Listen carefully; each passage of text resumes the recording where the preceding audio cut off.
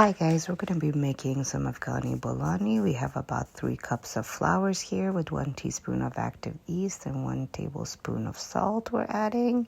We're also going to add lukewarm water here, a little at a time. And as this is happening, we're going to continue to knead as we add little at a time the lukewarm water.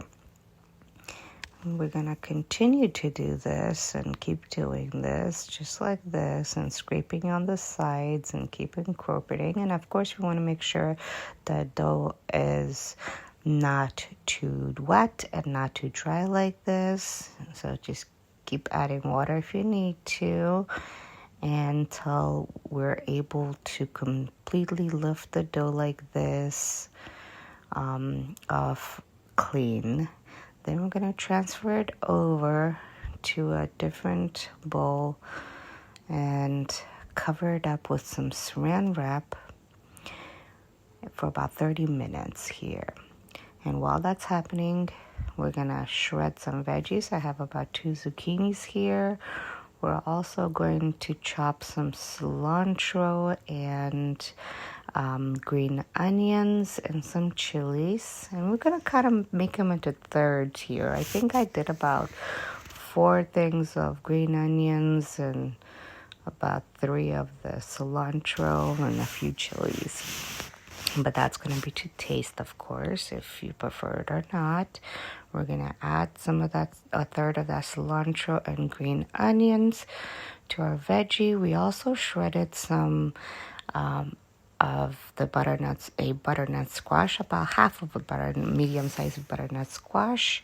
And we incorporate some oil both to the zucchini as well as the butternut squash. Kind of keeps it separate so it doesn't clump up. We add only salt. You could add pepper if you like, but we just prefer the taste of the veggies. Salt works just fine, and you gotta really need it. And of course, the salt goes immediately before you're about to fill up your bolognese and cook them. Otherwise, the water is gonna separate, and you're gonna have a big mess on your hands. So you don't want to do that. You want to make sure that you really incorporate that flavor to all the pieces, and so that nobody gets a mouthful of chilies or a mouthful of salt in one bite, so you really incorporate that here. You will see that again, we put 1/3 here, and we're incorporating some drizzle of oil and some salt right before we're about to fill those bolognese over here. And again, you're gonna do the same thing of making sure that that salt is really incorporated. We really gotta knead everything together here. You gotta really mix it. You gotta get your hands dirty and get to every piece of the butternut squash or the zucchini. We made 3 different kinds that day. The third one is I'm going to show you in a moment, but continue to make sure that salt is incorporated, and we're gonna add some of that chilies as well here. And again, that is to taste. You could add more, or you could add less, or you could add none, whatever you prefer. So just really make sure that nobody gets a mouthful of chilies here. That would not be good unless you made some dough, which is a yogurt drink. That's the way to go. And we boiled some potatoes that we're roughly mashing here, because some of the kids, they don't eat any spicy, and we put the rest of the green onions and cilantro in here, no chilies, and some salt. Again, that is going to be to taste. And we continue to incorporate that salt and just roughly mash it up.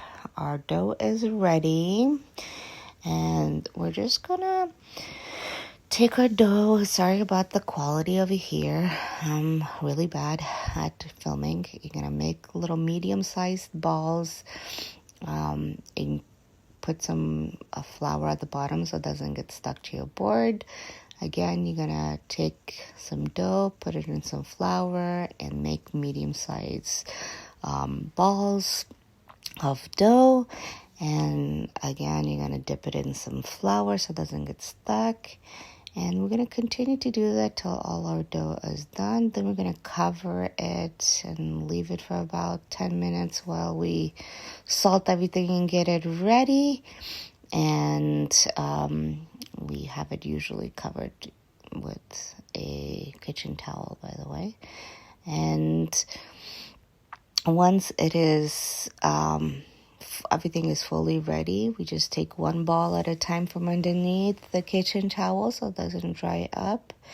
And then we go ahead and roll it and then use our arms to stretch it even more.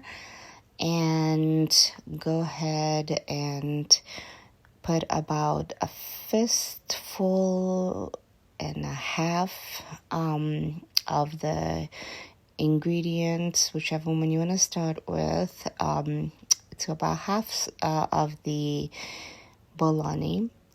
And then you're going to go ahead and close up the other half over it and kind of stretch where it needs to and press the edges closed. And you want to leave a little bit of room for some of the air to come out.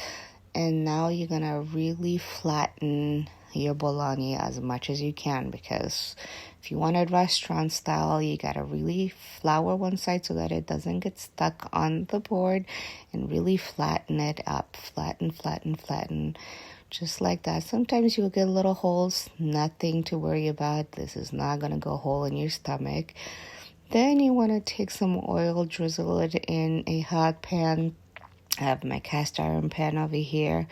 And you could even do this over a griddle if you like. And you want to put your Bolani in there and kind of flatten it some more if you can. If you got the space for it, yes, flatten it as much as you can and drizzle some more of the oil over the other half as well. Kind of get it ready so that when you flip it over, you already have, about 2 to 3 tablespoons of the oil on each side. And then you're going to fry it till it's golden, delicious, and crispy on both sides like this. And then you're going to use your tongue to maneuver the Bolani around and put it over something that is lined with paper towel to absorb the excess oil. And then you're going to continue this with the rest of your ingredients. Here we're doing it with the potatoes for the kids. We're making little ones. So you're going to continue to do this until all of your ingredients are fully incorporated used up and cooked. And then we're going to go ahead and serve this. And we like to half them. You don't have to, but I feel like it's easier to grab and eat than a giant Bolani. So, and of course it's either served with chutney or yogurt.